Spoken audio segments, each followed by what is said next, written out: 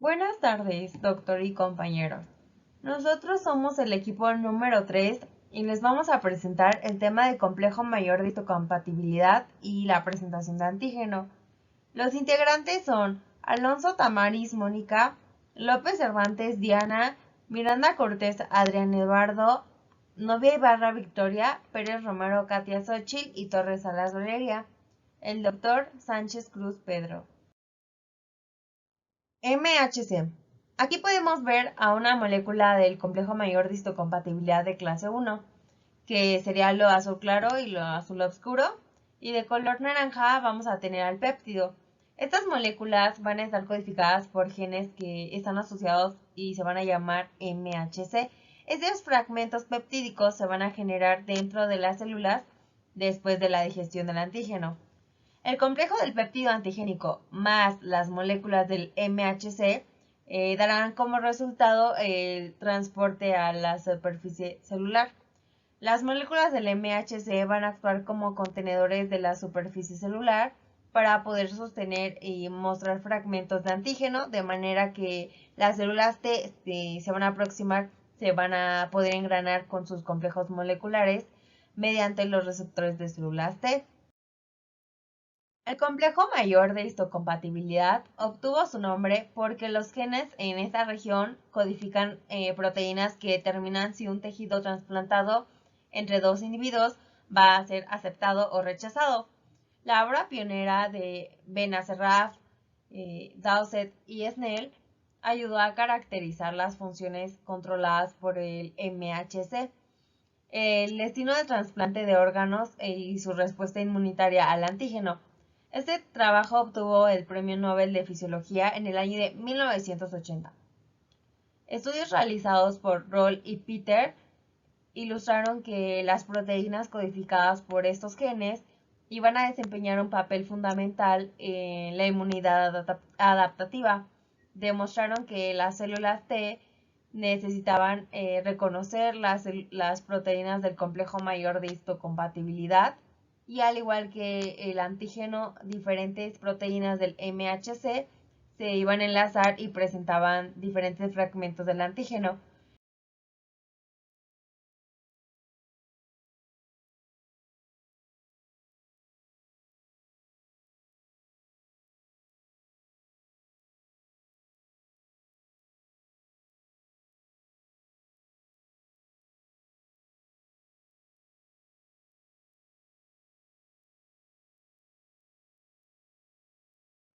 Las moléculas de clase 1 van a tener una cadena grande y pesada de glicoproteína, más una cadena pequeña y ligera de proteína.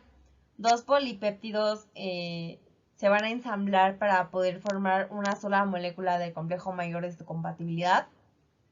Una cadena alfa de 45 kilodalton y una cadena beta mucho más pequeña que es de 12 kilodalton y también se le llama globulina.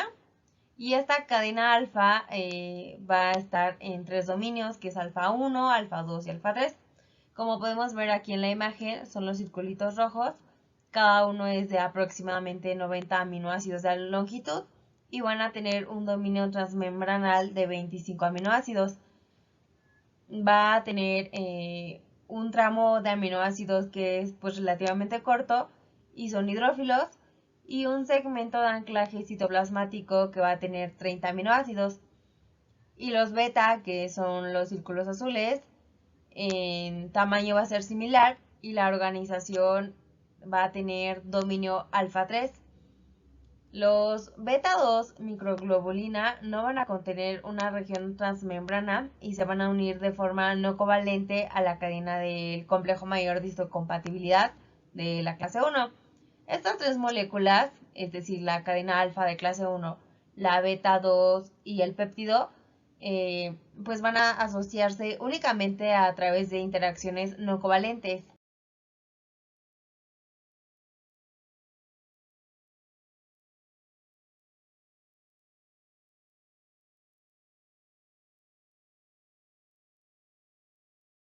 Las moléculas de clase 2 van a contener dos cadenas diferentes de glucoproteínas de tamaño similar, una cadena alfa de 33 kilodalton y una cadena beta de 28 kilodalton.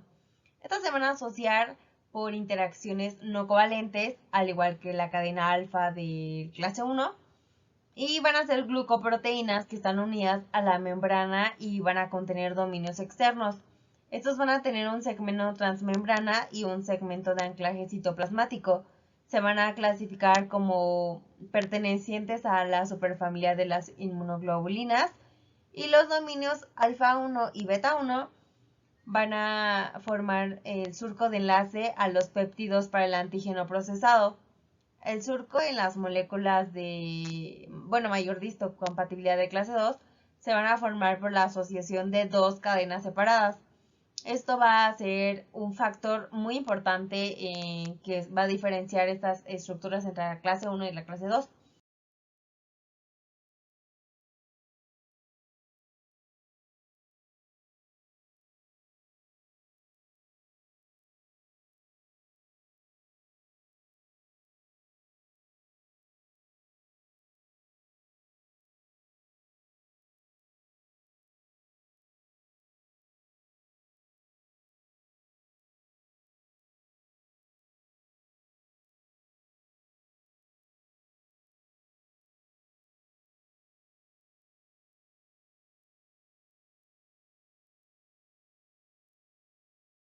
Bueno, ahora vamos a tener las moléculas de histocompatibilidad de la clase 2 y su interacción peptídica. Como ya sabemos, las moléculas de histocompatibilidad de la clase 2 se van a unir a una variedad de péptidos presentados a las células T. Y los péptidos recuperados del complejo MHC de la clase lipéptido, pues por lo general contienen de 13 a 18 pues residuos de aminoácidos y son mayores que los péptidos nanoméricos que usualmente se unen a las moléculas de clase 1.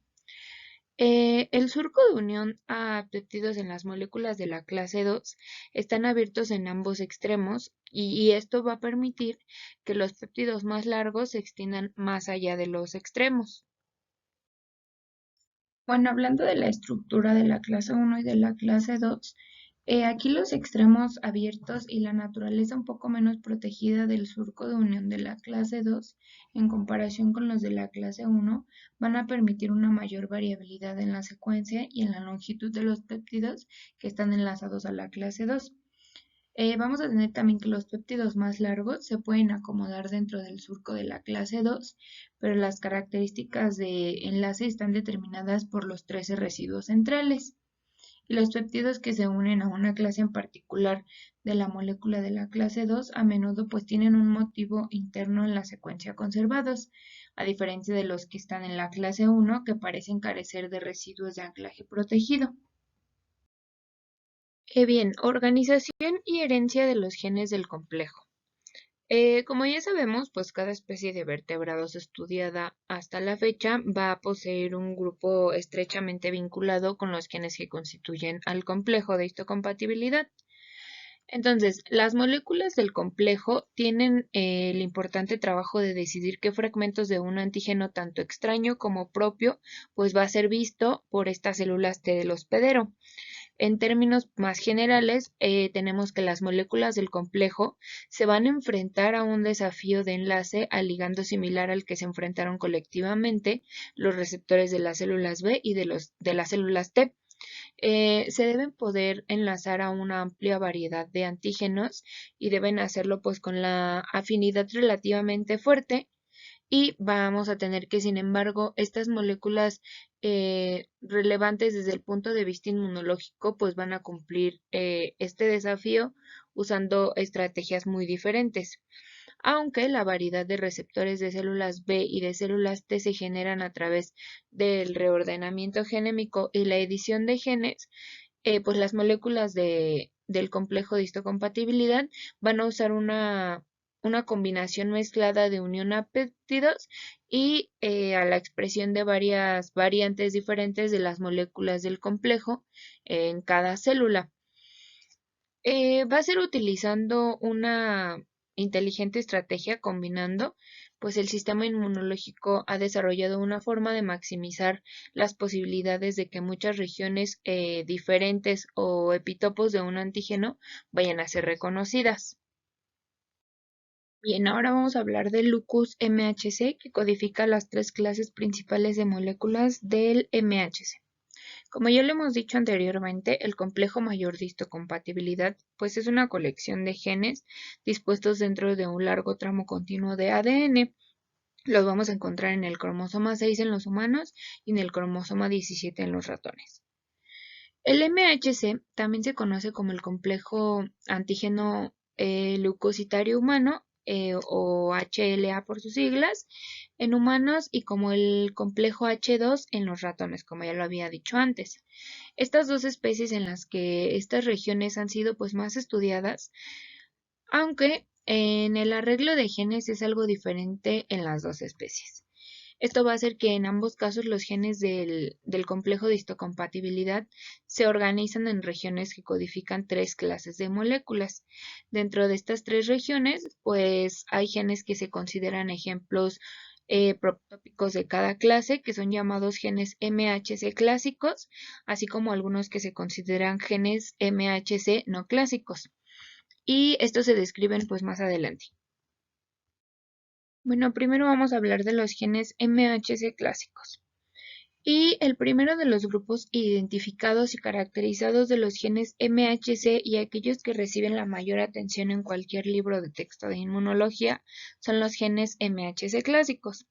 Estos se van a dividir en tres grupos o clases y van a estar los genes de MHC de la clase 1, que estos van a codificar a las glucoproteínas expresadas en la superficie de casi todas las células nucleadas, y su función principal de los productos genéticos de la clase 1 es la presentación que tienen de los antígenos peptídicos endógenos, que son citosólicos, a las células TCD8.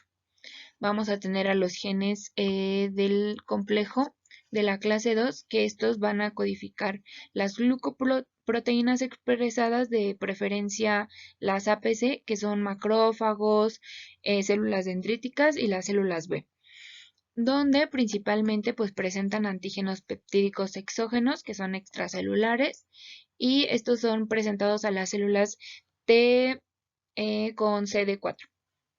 Y por último, los genes MHC de la clase 3, que estos codifican un conjunto diverso de proteínas y algunas de las cuales pues tienen funciones inmunes, pero que no desempeñan un papel pues directo en la presentación de los antígenos a lo que vienen siendo las células T.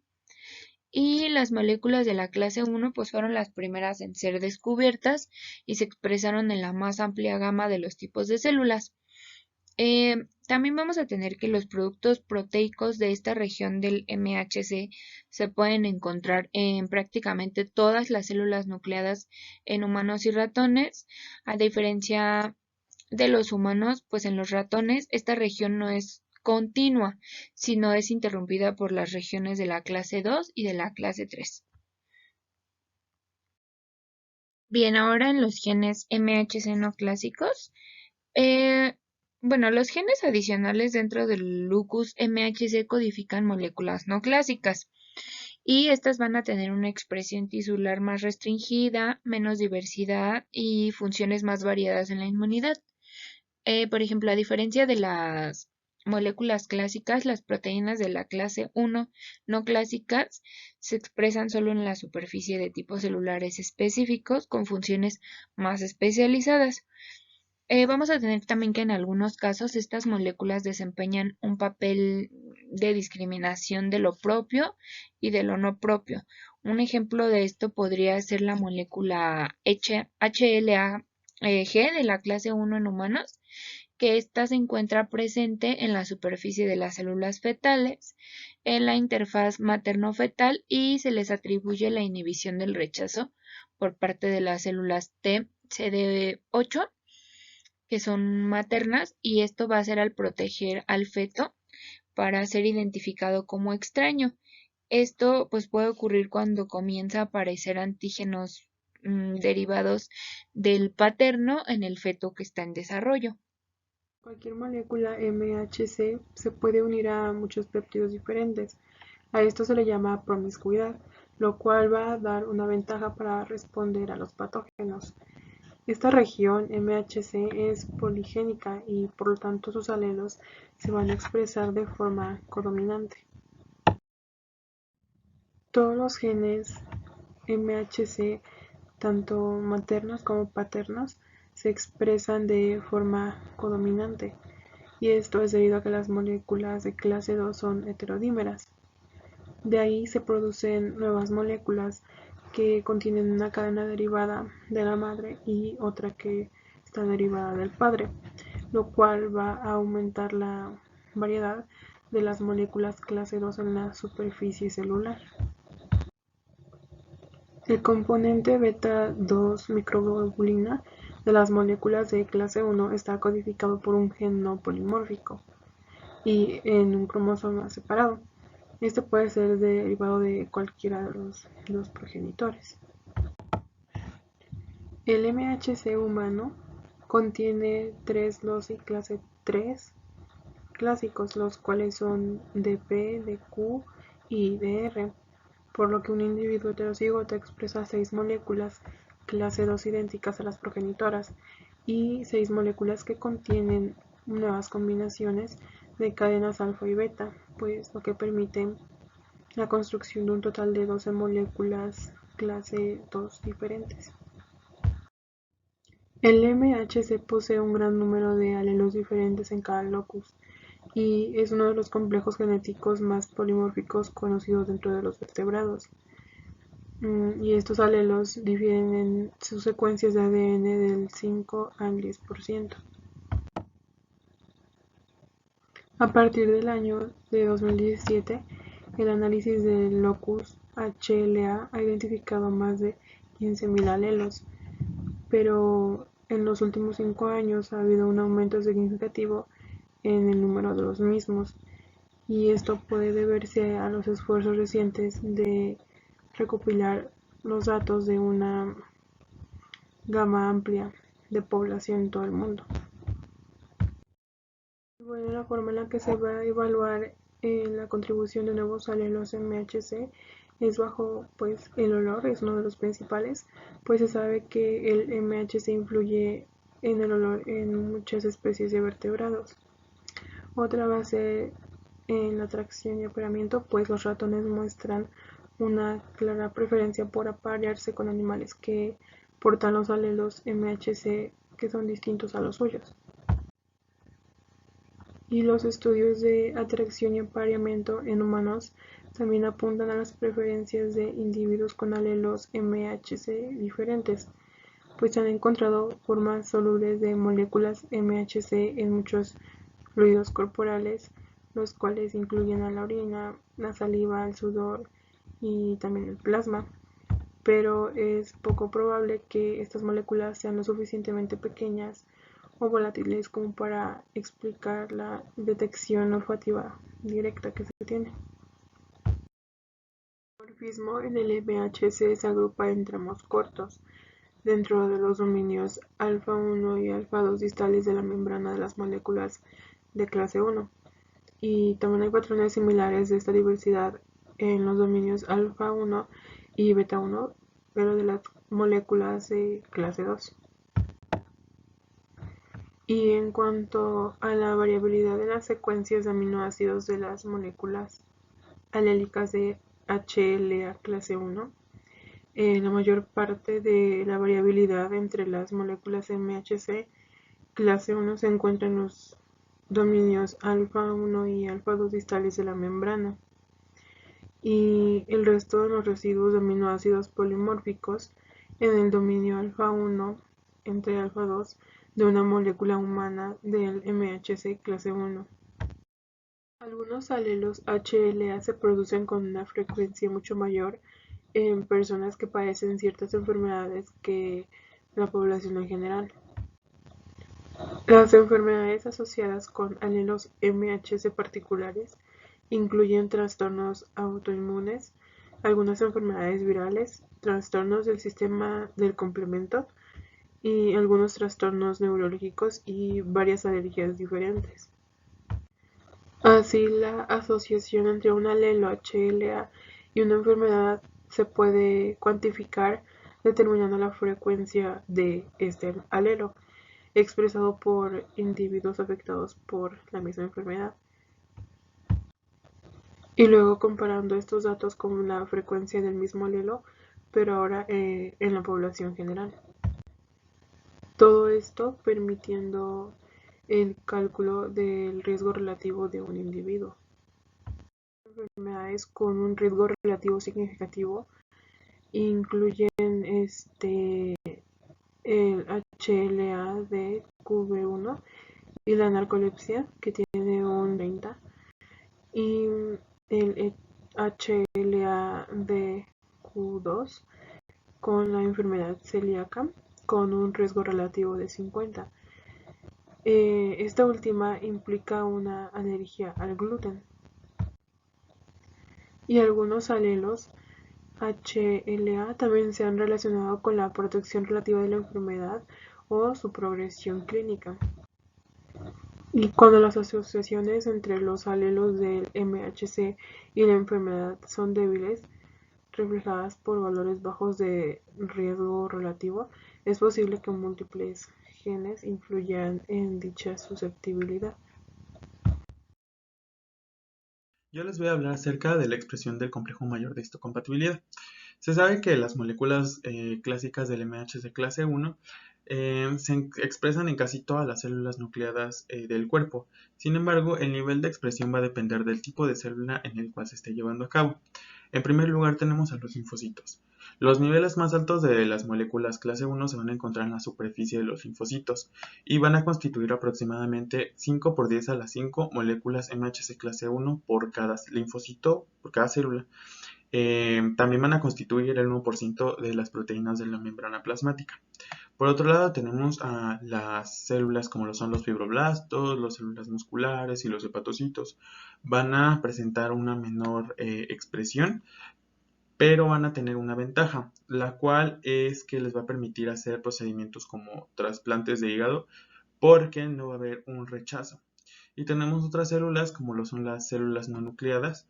Un ejemplo de ellos son los eritrocitos en los mamíferos.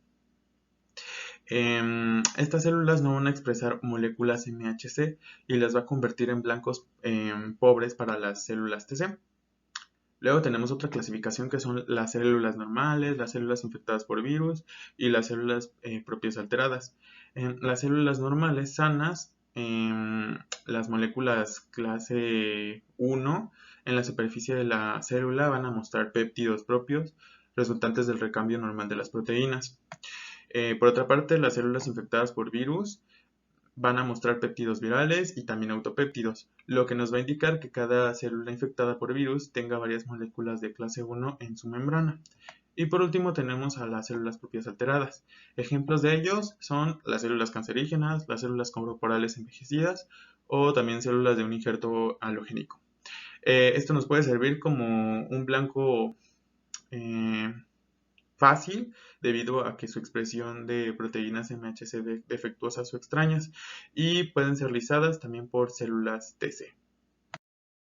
Anteriormente se habló de la expresión de las MHC clase 1, ahora vamos a hablar de la expresión de las MHC clase 2. Se sabe que estas moléculas se encuentran en un conjunto de células mucho más restringido. Ejemplo de ello son las células presentadoras de antígeno, APC por sus siglas, las cuales muestran péptidos asociados a moléculas MHC clase 2. Estas son un tipo de leucocito y su característica distintiva es su capacidad de expresar moléculas MHC clase 2. Van a haber tres tipos de células que comparten características, las cuales son las células dendríticas, los macrófagos y los linfocitos B. A estas células se les denomina células presentadoras de antígeno profesionales o PAPC. En el cuadro se puede explicar algunas de las características que presenta cada una de estas células. Por ejemplo, tenemos las dendríticas, que son las más eficientes, expresan altos niveles de moléculas MHC clase 2 y tienen una actividad coestimuladora inherente. Los macrófagos, por otra parte, se activan antes de expresar moléculas MHC clase 2 y también moléculas de coestimuladoras de membrana CD80 y CD86. Luego tenemos los linfocitos B, que van a expresar de manera constitutiva las MHC clase 2 y poseen receptores de superficie de receptores de antígenos. Las tres van a tener la capacidad de expresar moléculas MHC clase 2 y también la capacidad para enviar una coestimulación a las células T. Bueno, así como tenemos las APC profesionales, tenemos las APC no profesionales, las cuales son los fibroblastos en la piel, las células gliales en el cerebro, las células beta pancreáticas, las epiteliales del timo, los linfocitos intraepiteliales y las células del endotelio vascular. Todas estas células van a poder ser inducidas a expresar moléculas MHC clase 2 y también pueden ser sustituidas para la presentación durante la respuesta inflamatoria sostenida. Algunos virus interfieren con la expresión del MHC clase 1 en las células que infectan. Estos incluyen el citomegalovirus humanos, el virus de la hepatitis B y el adenovirus 12.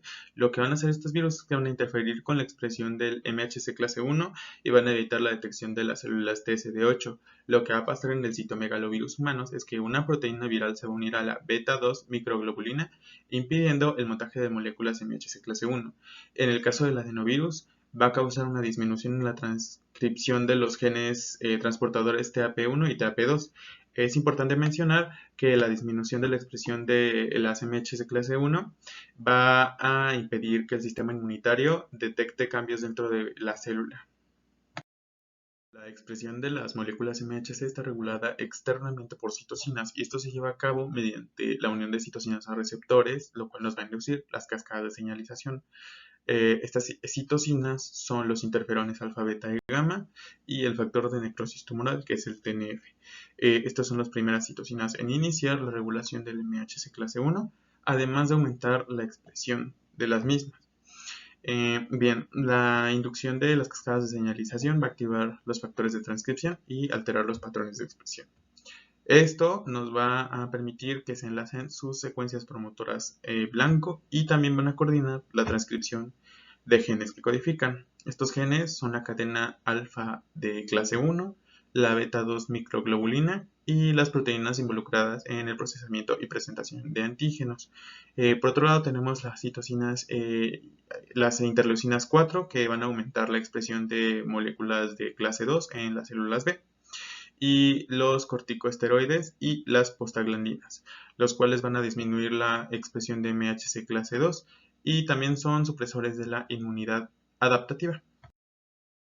En 1970 se llevaron a cabo investigaciones para descubrir cuál era la relación entre el CDH y la respuesta inmune, y se dieron como tal dos descubrimientos. Uno, que las células TCD4 y TCD8 pueden reconocer el antígeno solo cuando se presenta en el surco de una molécula MHC.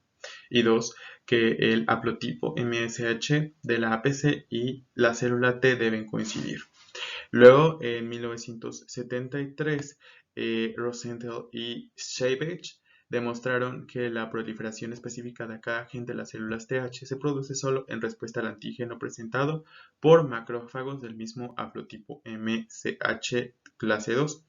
Y luego en 1975, Sinkerhell y Doherty demostraron que las células TSD8 también están restringidas a las MHC propias clase 1. Además, ellos fueron galardonados por el Premio Nobel de Fisiología.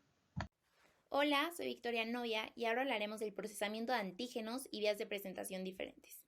El sistema inmunológico emplea diferentes vías para eliminar a los antígenos intracelulares y extracelulares. Normalmente los antígenos endógenos, es decir, aquellos generados dentro de la célula, se procesan a través de la vía sistólica o endógena y se presentan en la membrana celular por medio de moléculas de mayor histocompatibilidad de clase 1. Mientras que los antígenos exógenos, es decir, aquellos generados en el ambiente extracelular por endocitosis, van a ser típicamente procesados a través de la vía exógena y se presentan en la membrana con moléculas de mayor histocompatibilidad de clase 2. Existe evidencia experimental de al menos dos vías distintas de procesamiento y presentación de antígenos que van a diferir en su fuente de antígeno, el tráfico intracelular y la asociación del MHC. En general, podemos decir que los antígenos de fuentes intracelulares se van a presentar en moléculas de MHC de clase 1, como les comentaba, en la vía endógena, a células de TCD8, mientras que los antígenos de los espacios extracelulares se van a presentar en moléculas de MHC de clase 2 en la vía exógena a células de TCD4. Ahora hablaremos un poco del procesamiento de antígenos y las vías de presentación diferentes.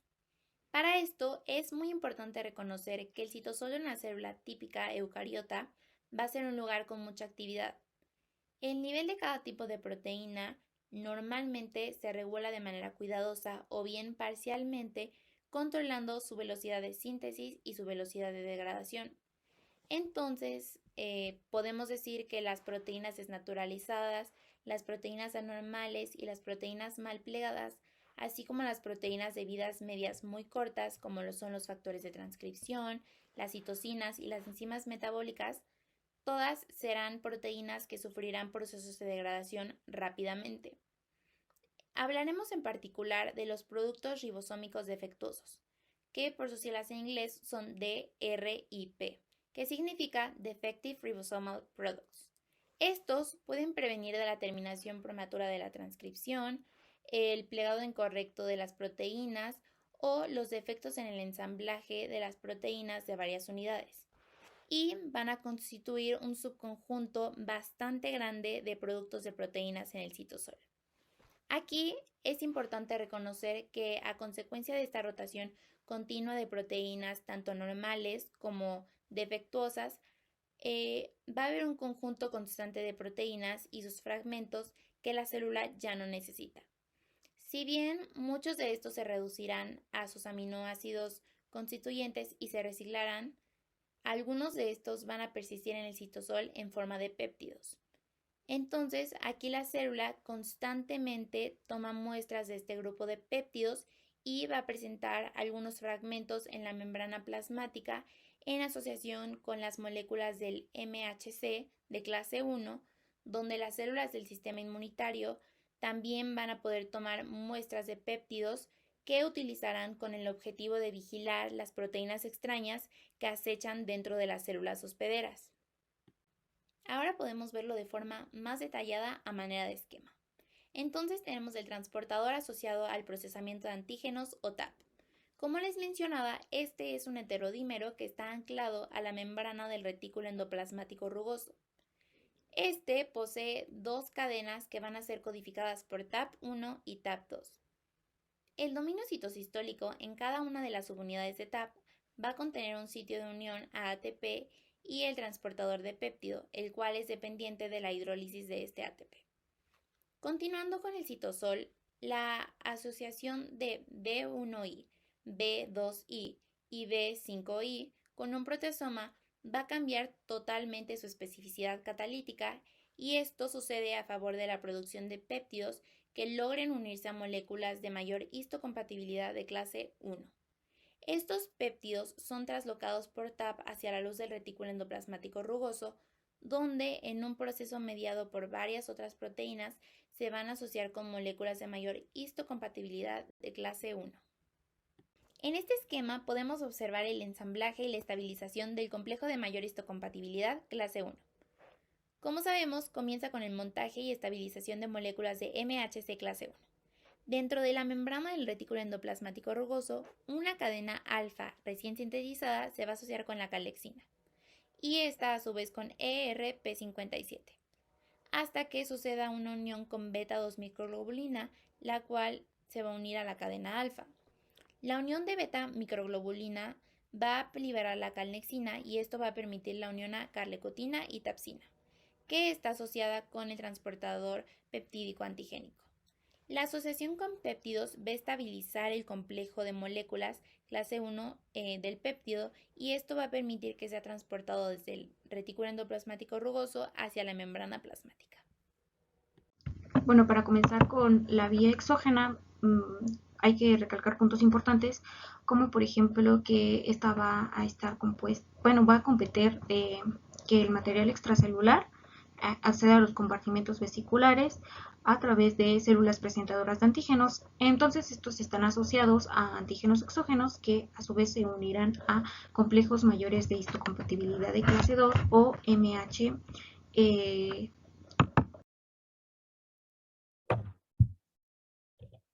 Bueno, nosotros tenemos nuestra vía endocítica y va a constar como de 3 etapas. La primera es la unión en nuestro reconocimiento del antígeno, que va a estar medida por receptores de superficie, ya sea que sea introducido ya sea por pseudopos o por una endocitocinía por receptores. La segunda es la formación de nuestro péptido. Este proceso se lleva a cabo de 1 a 3 horas y es cuando nuestro antígeno ya es internalizado y va a ser conducido a una vía endocítica donde va a haber una degradación.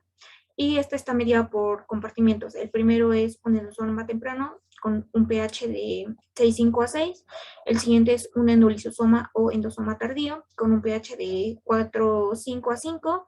Y es importante porque aquí se va a unir a nuestro complejo principal de histocompatibilidad de clase 2. Y por último tenemos un lisosoma con un pH de 4,5. Pero antes de esto es importante replantearnos una pregunta y es por qué las moléculas del complejo principal de histocompatibilidad de clase 2 se van a unir únicamente a antígenos extracelulares y no a aquellos que ya fueron generados en la vía endógena. Y esto es gracias a que va a existir una cadena invariante o CD74 que básicamente va a ser una chaperona asistente en el ensamblaje y transporte de moléculas del complejo mayor de histocompatibilidad de clase 2. Pero además de eso va a ayudar al plegamiento de nuestro complejo de clase 2 en las cadenas alfa y beta y también ayudará a su salida del retículo endoplasmático rugoso y la va a encaminar a la vía endocítica.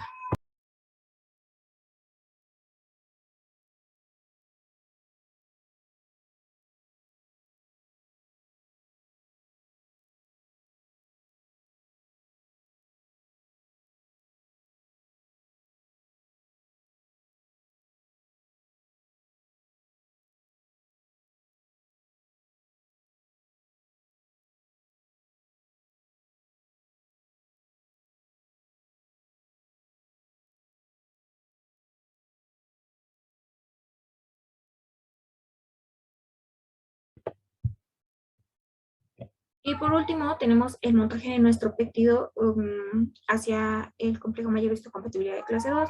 Y dado que ya habíamos dicho que los compartimientos van a tener o van a tender a un pH bajo en cada uno, va a haber mayor actividad proteolítica y entonces esta cadena invariante se va a degradar dejando solo un clip o cadena invariante asociada al complejo principal de histocompatibilidad de clase 2. Y básicamente este clip lo que hará es que el péptido no se una prematuramente.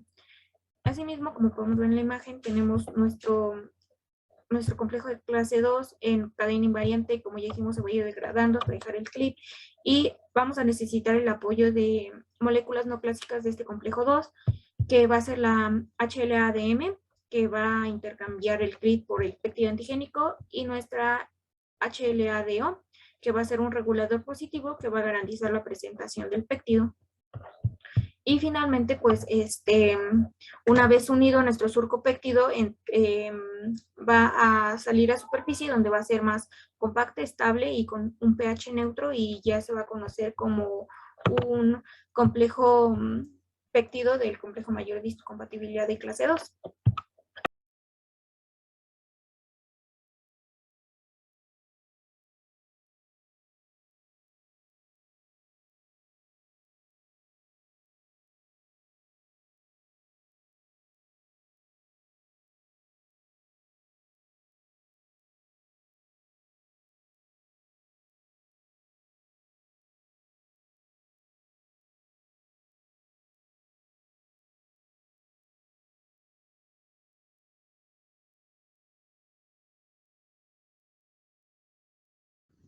Bien, ahora la voy a explicar a grosso modo. Entonces, tenemos los receptores, se une el antígeno, es internalizado, pasa a endosoma temprano con un pH de 6 a 6,5. Del otro lado tenemos al retículo endoplasmático rugoso, del que sale nuestro complejo mayor de histocompatibilidad de clase 2 con nuestra cadena invariante o CD74. Ambos se unen formando el endosoma tardío con un pH de 4,5 a 5. Aquí podemos ver el fragmento del clip de la cadena invariante. Aquí ya podemos decir que ya está unido propiamente con el péptido. Y entonces aquí ya podemos decir que ya actuaron las moléculas no clásicas, que son las HLA, LA. Y posteriormente sale a superficie ya como el complejo peptídico del del complejo mayor de histocompatibilidad de clase 2, y aquí pues ya va a ser más compacto y con un pH neutro. Posteriormente viene la presentación cruzada, y esta pues es prácticamente la combinación de las vías exógena y endógena, y prácticamente pues hay antecedentes. Michel Bevar es quien primero la reporta. Tiempo después Peter Creswell y sus colegas la describen detalladamente, pero no es hasta 1976 que se reconoce ya propiamente el concepto de presentación cruzada. Aún hay muchos detalles sobre las vías que no son claras, pero pues a grosso modo necesitamos un antígeno extracelular, que este sea internalizado por vía exógena para pues la conducción hacia el complejo mayor de histocompatibilidad de clase 2, y asimismo que ésta sea redirigida a una vía de carga del péptido de clase 1.